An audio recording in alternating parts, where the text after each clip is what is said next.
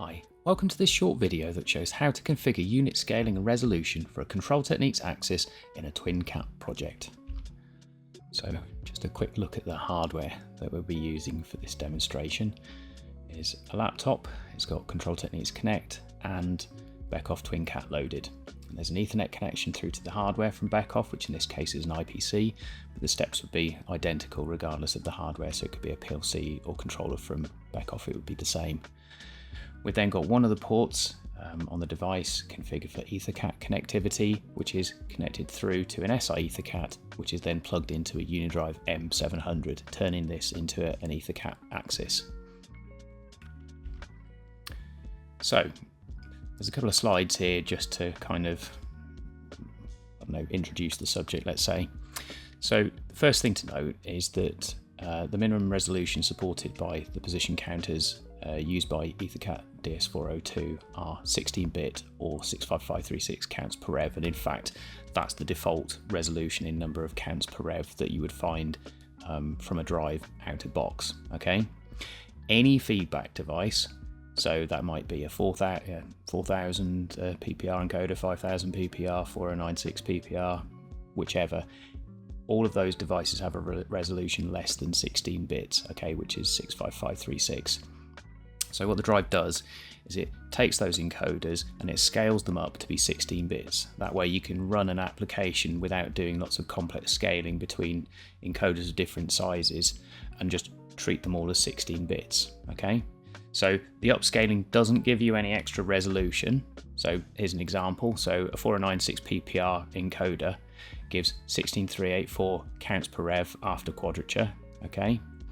So after scaling into 358, actually what we get is 65536 counts per revolution from the motor. So if we turned that motor, even though it's only giving us 16384 electrical counts per revolution, okay, actually what you'll find is that the count will count up in steps of 4, because we've scaled up our 16384 by 4 times to scale us up to 65536.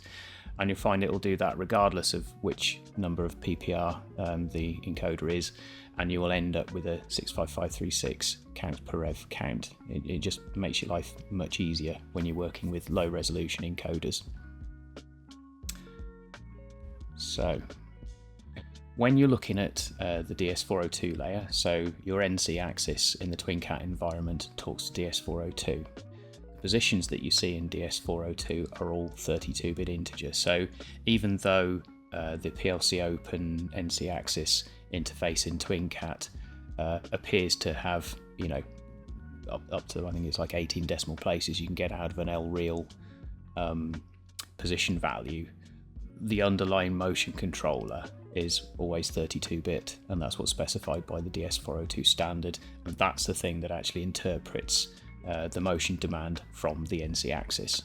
Okay, so when we look at it, this is a conventional diagram of the bits that you would see in that position reference. So this is either parameter 358 inside the drive, which is called P1 normalized position, or position actual value, which is OX6064, which is a CAN object reference.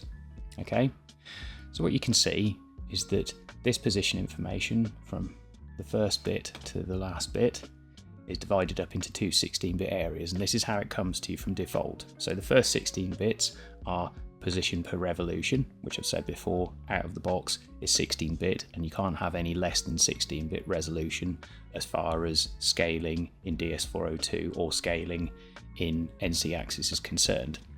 The remainder of those bits are for recording turns information. So for example, once you've done your complete rev and all of these bits become set, the next bit will be setting the first turns bit, and then it will become 0 counts per rev, and then 1, and then 2, and then 3, etc. So where a feedback device has greater than 16-bit resolution, you have to alter parameter 357 to accommodate the extra resolution above 16 bits, where when parameter 357 is reduced, so 357 expresses the number of turns bits in that 32-bit value, when you reduce the number of turns bits, more bits are available in the 32-bit position value that are used for position per revolution. So let's take a look at that. So this is an example, and this is what we'll be configuring in the demonstration shortly. So an ECI 1119 encoder is a NDAT 2.2 encoder, and it has 19 bits resolution per revolution, so it's a pretty good encoder. And we want to change it so that the position information per revolution is at that resolution at 19 bits. So what we have to do, we have to reduce the number of turn bits in 357 from 16 to 13. And that's what this shows. So we've got 1, 2, 3, 4, 5, 6, 7, 8, 9, 10, 11, 12, 13 bits of turns information. And what that's done, because the overall data size is fixed, it's 32 bits, we've now reduced the number of turns bits, we've now included an additional 3 bits of position information, taking us from 16-bit resolution to 19-bit resolution. And that's what we'll be using in this example shortly, so that gives us around 500,000 encoder counts per rev, which is pretty good. So if you pause this video, this is the table that shows the values that are in 357, the resulting number of bits per revolution, and then for this number of bits per revolution, these are the number of encoder counts per revolution. So essentially, these are the numbers that you'd actually use in your TwinCAT NC axis scaling denominator. So the one that we're interested in is this number here, 524288. I'll show you how to calculate that as well during the example. So one thing that you do have to remember is that there's a few ways in which you can set 357. Okay, you could go and set it directly using Control Techniques Connect. You could set it by exporting a startup list from Connect and then importing that into the TwinCAT environment, or you can just simply add it as a single parameter as a counter object index and subindex directly to the startup list. And that's how I will actually do it during the demonstration. But drive parameters and can object references, so this is a typical short drive parameter reference, so menu 3 parameter 57, and this is the equivalent can object reference. So can objects are made from an index and a subindex. So let's look at this conversion. So what you'll notice is the first part of the converted value remains the same, so it will always be hex OX20. Then we need to convert the menu number, including leading zeros. Okay, so when you convert decimal 3 to hex 3, you'll find that actually, because it's a number from 0 to 9, there's no conversion. The number sort of goes through, but you do have to remember the leading 0. Okay, so OX20 and then 03, which signifies the menu number. And then the parameter number is expressed as a decimal value. So you literally take whatever the number is, in this case it's 57, and then write it through to the subindex. So in TwinCAT, the scaling is done at the axis encoder. So when you open your motion project in TwinCAT and you've added your axes, so you've scanned your network, found your EtherCAT devices, scanned for boxes, at the point of adding the boxes it will ask you if you want to add an NC axis. Usually you would say yes to an NC axis or a CNC axis, and what will happen is the system will then go and add an axis to your axis pool under motion. Okay, now for all of these axes, if you expand that axis, you'll find that there's an encoder, and all of the scaling gets done under the encoder heading. And what you'll find is if you select the parameter tab, you'll end up with a scaling factor, a numerator and a denominator. Okay, now this screenshot is from default scaling, so we've got 16-bit counts per revolution, so that's why it's 65536, 16-bit, and I've chosen 1,000 units per revolution. So the numerator is the number, or normally is the number of units per revolution of the motor, and the denominator is the number of units per revolution, or counts per revolution, of the encoder and feedback device that we've got fitted. So in our case, we're going to be increasing this number in the demonstration. So one last point before we get into the demonstration is that when you're selecting an encoder, although in the TwinCAT environment, you're using LReal values, which can have up to 18 decimal places. the fact is you won't actually be able to control to 18 decimal places unless the encoder that you've got fitted has at least 10 encoder counts for the smallest unit that you're intending on controlling to. Okay, so this is an example. Let's say, you know, my default is, if I haven't got a real system connected and it's just a motor for a test, I'll just say 1,000 units per revolution is standard. Okay, now let's imagine that I want to control to a minimum of 0.1 of a unit. So the calculation that you would have is 1,000 units per rev times 10, because you want 10 encoder counts per smallest unit, divided by the resolution that you want to have on each one of these units. And that gives us a figure here of 100,000 encoder counts per revolution, which would allow us to control reasonably to 0.1. Obviously, the more counts that you've got, the better, but the absolute minimum to get a reasonable response is 10 encoder counts per base unit that you're attempting to control to. So what that's saying to us is that in order to meet that resolution requirement, that control requirement, the minimum encoder that we would need is a 17-bit or an encoder that delivers 131,072 counts per revolution, because encoders tend to be specified as powers of 2. So 131072 is 2 to the power of 17. Okay?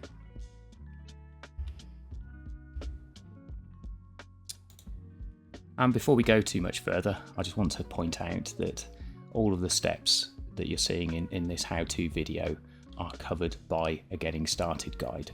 So if you don't want to make notes, it's okay, we've got you covered. Everything that we're kind of talking about in this video is covered by this document. And also, if you simply prefer learning from step-by-step instructions with screenshots, etc., this document is free to download and it's linked in the description. I'll just show you how-to guides. And we are, let me have a look here, how to set up axis unit scaling and resolution. This is the section that follows along with this video. Okay, so let's get into the TwinCAT environment. So the first thing that we're going to do, because we're going to go and change our resolution up to 19 bits from the default, which is 16-bit, and you can see here this project is, you know, already running. The axis was already running before. We've got a project, axes have been included, we've scanned our EtherCAT net, we've found our drive, and we've got a little motion project running to be able to cause the axis to move. And you can see that at the moment we're actually online with the project. You can see that everything's kind of working. So the first thing that we're going to do is recalculate our resolution and set up this scaling factor. Okay, so I'm just going to do it from first principles. We know that we've got an encoder that's 19-bit, so you calculate the number of encoder counts that you got per rev by going 2 x to the y 19, and there we go, 524288. So I'm just going to enter that number here, 524288. Okay, so you see that this is red here. This is red because we haven't applied this setup. So once we've finished the complete setup, I'm going to click the activate configuration, and this will, these two values will essentially match because we'll have applied them to the axis. So that's the first step. We're now saying we've got 524288 encoder counts per revolution, and we've got 1,000 units per revolution. So we've just increased the resolution. So the second thing that we need to do in order to apply this resolution is we need to click on our drive axis. So axis 1 and drive 1 are related to each other. So axis 1 is the NC axis, which is coupled to drive 1. Okay, and it's this drive 1 that we need to go and set the number of turns bits in. So let's look at that. So first thing that you need to do, double click if the properties window isn't already open, and then select the startup tab. Okay, because this is the best place to add any single parameters, particularly this one, because the DS402 system reads the value from 357 as the system becomes operational. So if you go and apply any parameter changes that are required by DS402 during startup, before it reaches operational, if you put it in the startup list, you guarantee that it'll be put there at the correct point in time to be absorbed. so it makes it quite a convenient place to put it.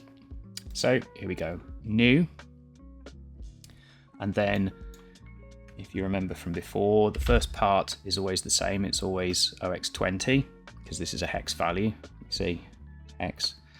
And then we need to convert the menu number with leading zeros from decimal to hex, which in this case is 03, so there's no conversion necessary because numbers 0 to 9 are the same between hex and decimal.